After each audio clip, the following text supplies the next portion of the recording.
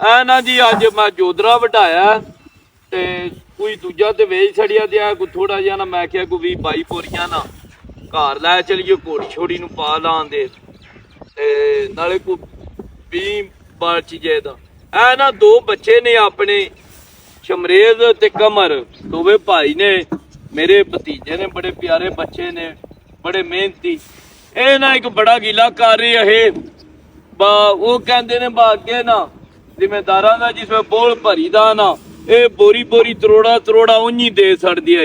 ਅਗੇ ਐਤਕੀ ਨਾ ਕੋਈ ਜਈ ਬਦਵਾਏ ਕੋਈ ਜਿਨਸ ਨੂੰ ਭਾ ਕੋ ਨਹੀਂ ਤੇ ਕੋਈ ਨਾ ਸਾਨੂੰ ਵੀ ਕਿਸੇ ਨਾਲ ਇੱਕ ਟੋਪਾ ਵੀ ਨਹੀਂ ਵੱਧ ਦਿੱਤਾ।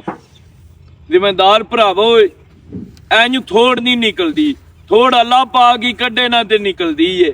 ਤੇ ਲਿਹਾਜ਼ਾ ਇਹ ਸਾਡੇ ਬੱਚੇ ਨੇ, ਇਹਨਾਂ ਦਾ ਵੀ ਰਿਜ਼ਕ ਰੋਟੀ ਹੈ। ਵੇਖੋ ਕਿਤਨੀ ਮਿਹਨਤ ਕਰ ਰਹੇ ਨੇ, ਕਿਤਨੀ ਸਖਤ ਧੁੱਪੇ 45-46 ਤੇ ਟੈਂਪਰੇਚਰ ਗਏ ਹੈ। ਇਹ ਧੂੜ ਤਪੀ ਚ ਕਿਤਨੀ ਮਿਹਨਤ ਕਰ ਰਹੇ ਨੇ। ਲਿਹਾਜ਼ਾ ਮਿਹਰਬਾਨੀ ਕੀਤਾ ਕਰੋ ਤੇ ਇਹਨਾਂ ਨੂੰ ਨਾ ਇਹਨਾਂ ਦੀ ਮਿਹਨਤ ਤੋਂ ਨਾ ਜ਼ਿਆਦਾ ਦਿੱਤਾ ਕਰੋ ਤਾਂ ਕਿ ਇਹਨਾਂ ਬੱਚਿਆਂ ਸਾਡਿਆਂ ਦੀ ਹੌਸਲਾ ਅਫਜ਼ਾਈ ਹੋਵੇ। ਤੇ ਮੈਂ ਤੇ ਇਹਨਾਂ ਨੂੰ ਆਖਿਆ ਚਲੋ ਮੈਂ ਇਹਨੇ ਤੁਹਾਡੀ ਕਮੀ ਕੱਢ ਦੇਣਾ, ਪਰ ਮੈਂ ਤੁਹਾਨੂੰ ਨਾ ਪੂਰੀ ਇੱਕ ਬੋਰੀ ਤੁਹਾਡੀ ਮਿਹਨਤ ਤੋਂ ਨਾ ਫਾਲਤੂ ਦੇ ਛੱਡਣਾ ਤਾਂ ਕਿ ਨਾ ਤੁਹਾਡੀ ਕੋ ਥੋੜੀ ਬਾਲੀ ਹੌਸਲਾ ਅਫਜ਼ਾਈ ਹੋ ਜੇ।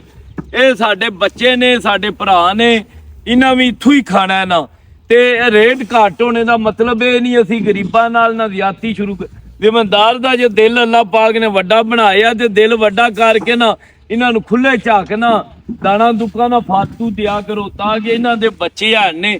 ਇਹਨਾਂ ਸ਼ੋਧੀਆਂ ਦੀ ਵੀ 6 ਮਹੀਨਿਆਂ ਬਾਅਦ ਸੀਜ਼ਨ ਹੁੰਦਾ, ਇਹਨਾਂ ਦੀ ਵੀ ਹੌਸਲਾ ਅਫਜ਼ਾਈ ਹੋ ਜੇ।